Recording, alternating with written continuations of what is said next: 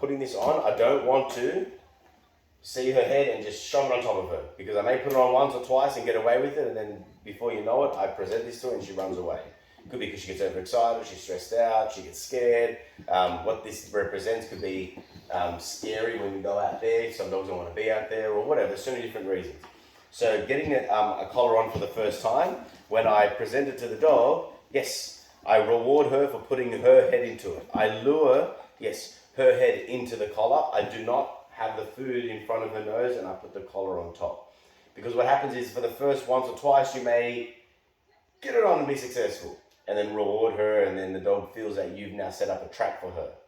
What I want, and also that may work, it may work if you're like trying to get your dog, a dog on the lead, walk up to a dog, oh, it's okay, good boy, good girl, good boy, and I slipped it on, I've got you now. And that works if I'm trying to save the dog on the street. I'm walking down the street and someone's like, help me, my dog, and I may like, oh, okay, good, oh, I've got you.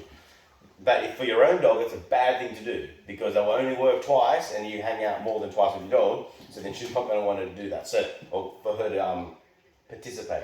So here, we don't want to do that. What we want to do, yes, is I keep the collar fixed.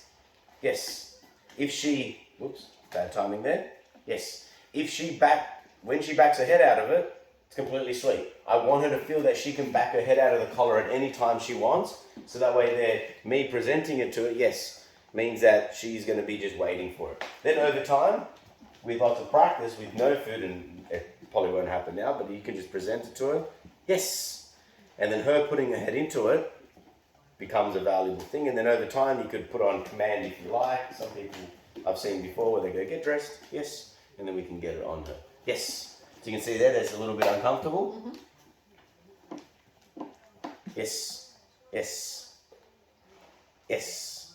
Good girl. And then she backs out. She can back out of it. It's not, yes, but I want her to want to wear it. Yep. Yes, good girl. Okay, very nice. What's happened is we've tricked her a couple of times, like just pretended that we're doing something, then grab her, yes, put the harness on, and then now she's awake to everything. Every trick in the book. Yeah, so sometimes it's easier in the long term to skip a walk or two and just practice on getting the collar on, and then just making it a fun experience for her dinner. Put her dinner in your pouch up on the table here, and then do this for her dinner. Yes. And then if she chooses like, no, I don't want to do it, then come back a couple of hours and try it again. Hungry dogs want food more than dogs that aren't hungry. But now I'm going to actually put the slip lead on her. Yes. Good girl. Has she ever walked on a collar before? No. Yes, so she's going to be extra sensitive on it. Oh, like with this collar, with this collar, yes. Rare occasions, it's usually the harness, but Cool. She doesn't care Beautiful. about the pulling. Beautiful. So, with this here, I want her to get used to wearing the collar. So normally when I put pressure onto a dog, they're going to fight it and go opposite. Yes. So here, I'm going to be very, very subtle with my leash pressure technique. Yes. Every time she feels pressure on it and she moves in its direction, yes, I relax the pressure and reward her immediately.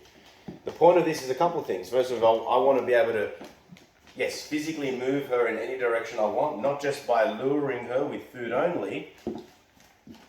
Yes, but it would be nice if I can move her along, yes, with physical pressure. Okay. Because what if the dog doesn't want food? She will always want the pressure to turn off the collar. Yep.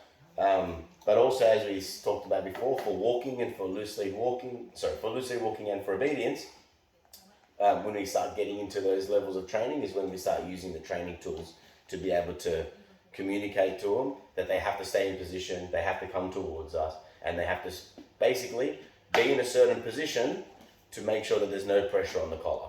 So there's another step we're going to work on here, and I'm going to get you to practice the first of all three steps that we've done today. Yes. All I'm going to do inside the house where there's no competing motivators, she's not distracted, she's not overwhelmed and over aroused. I'm just going to walk back and forth, always keeping the dogs on the left hand side. Yes. Because in Australia we walk on the left hand side, keep her on the outside of any oncoming people and dogs. Yep. Yes. Now she's not really doing anything to the leash here, which is really cool. So another thing we're going to practice, I'm going to start to walk backwards. Yes. As soon as she felt the pressure, see she dipped her head down. Yep. Because she felt a little bit uncomfortable by it. And then as soon as Yes. she started walking towards you, you released it, didn't you? Yeah, Or she- exactly. So okay. 2 rewards occur, or 2 forms of reinforcement. Yeah. Me turning that pressure off, and then me rewarding her. So she's like, "What's that noise?" Yes, sounds like a kookaburra. Good. It is a kookaburra. Yeah. Yes. Cool. So, let's get you to practice that. Remember, P, we were putting it on. Yep. P for proper. And you can see that there's a P there, and then when I adjust this, it's on the correct way. Yep. You don't want to see the Q.